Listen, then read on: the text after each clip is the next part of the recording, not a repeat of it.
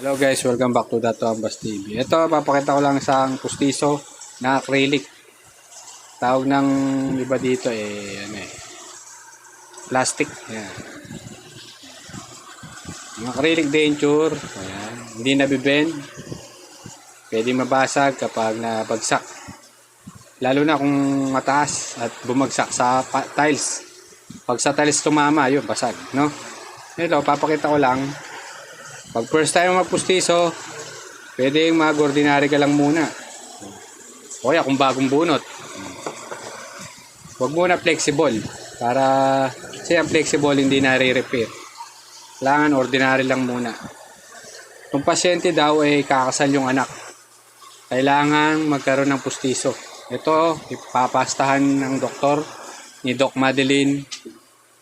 Yan, papastahan ito, lalagyan ng jacket. Pero ito muna yung pinagawa dahil sa linggo na daw yung